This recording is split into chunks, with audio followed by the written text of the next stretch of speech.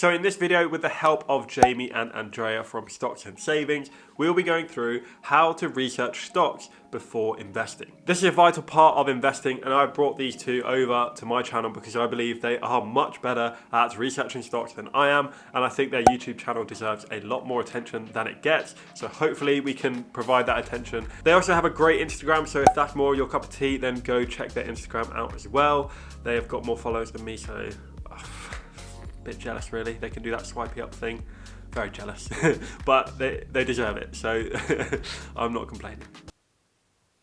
But anyway, let's jump over to see them now. Hello, Jamie and Andrea. Hi Euan, and thanks a lot for having us on your channel. If you guys haven't seen our faces before, hi, we're Andrea and Jamie, and together we're Stocks and Savings. We like talking all things investing and personal finance. Before getting into the video, don't forget to check out our channel, Stocks and Savings, for a video where both ourselves and Euan pick a stock that we really like at the moment. So today we're going to be going through the approach that we take when it comes to researching companies that we want to invest in. At a high level, this focuses on 5 main areas. They are commercial, management, financial, valuation, and outlook. The reason we take this approach is because there's no one area that would make a company a great investment, and there's also no one area that would stop a company from being a great investment. Now, typically the area that probably causes the most concern is valuation. Some people see a highly valued company and think, I shouldn't buy that, it's too expensive. Or similarly, they might see a company that looks cheap and think, oh, it's cheap, it must be a great investment. But it's all about the business itself. And that's why we take this approach that encompasses the entire business. We'll go through each area so you can get an idea about what exactly we look for in each of these. The first aspect that we look at is the commercial aspect. This focuses on the company's products and services, as well as any economic moats that they might have. In terms of products and services, we look to see if the company is an industry leader, if their products are high quality, and if they're loved by their customers. In terms of economic moats, we look to see if there are high barriers to entry for competition, such as high upfront costs or technology specialization. We look to see if the company has any pricing power, such as high switching costs, and also if it benefits from any network effects, such as the company naturally expands as it reaches more people. An obvious example of a company that has a network effect is Facebook. Think about specifically when it started. Now, the more people that join Facebook, the more they'll kind of convince their family and friends to join Facebook and connect with them, and it kind of naturally expands that way. Yeah, people kept giving me Farmville invites.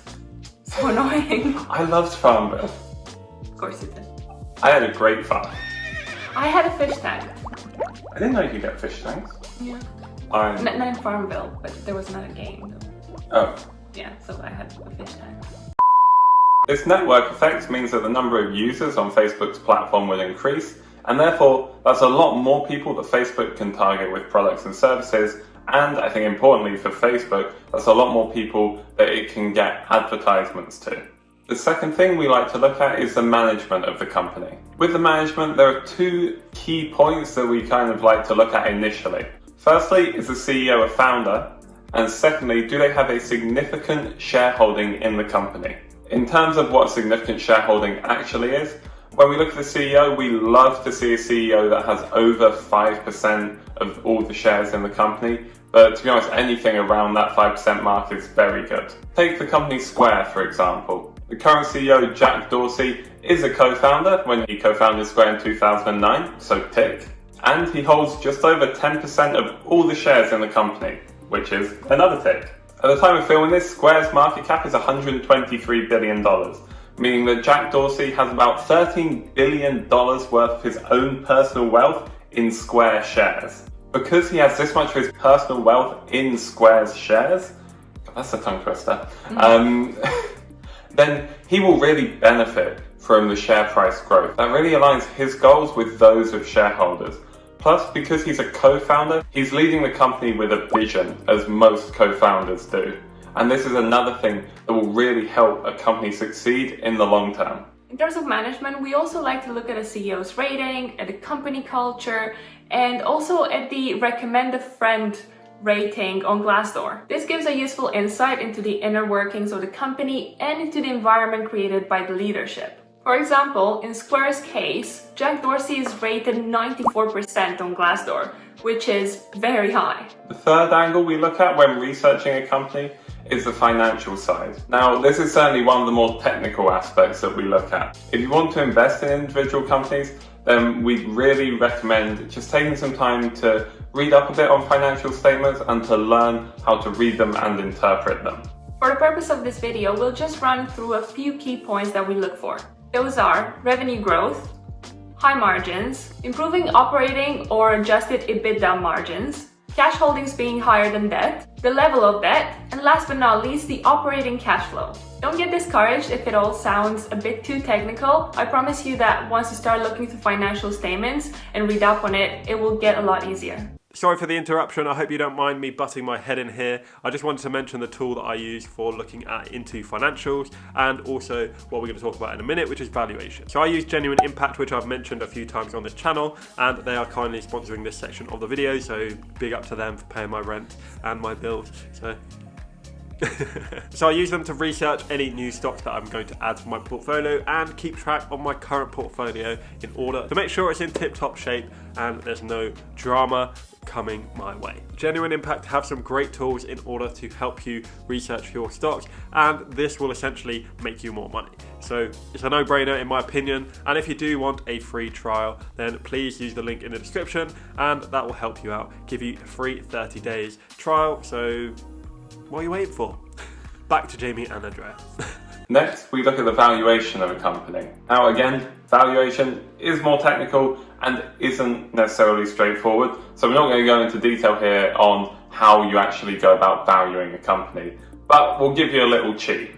A really useful way to get an indication on whether a company's share price is currently undervalued, fairly valued, or overvalued is to take a look at Simply Wall Street. It's a useful website for stock research, and they basically do their own discounted cash flow valuation, which, simply put, gives a share price that corresponds to a company's fair value. However, unless a company is insanely overvalued, if you're looking at growth stocks, I wouldn't get too caught up in the valuation because it's very, very difficult to value a company if it's not making a profit using traditional valuation metrics. The final aspect that we look at is a company's outlook. Simply put, this looks at how well the company will perform in the future. A lot of this is driven by what we spoke about in the commercial section, because high quality products, customer loyalty, and economic moats will largely drive a company's outlook as well. Some other good indicators are a large percentage of the company's operating costs being R&D, societal changes, new products being launched, and the size of the total addressable market for the company. A lot of the outlook side is also kind of personal. It's about how do you think the company is going to perform in the future. So those are 5 things that we look for when investing in a company. Thanks a lot for having us on, Euan. Hopefully when everything gets a little bit more normal, maybe we can all meet up and actually film a video in person. Also, remember to check out our channel where you can see another collaboration we've done with Euan, where we pick one company that we love the look of and he picks one as well.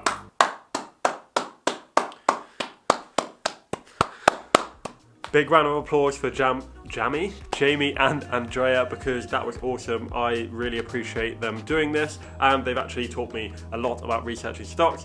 So thank you for that, filling in some of my gaps. And I actually use their technique over on their channel when researching Deliveroo as a stock. So if you want to go check that out, then please go over and subscribe to their channel. Let's get them to at least 300 and then hopefully more, and we'll see where it goes, yeah? Thanks. And of course, if you do want a free trial of Genuine Impact, the link is in the description.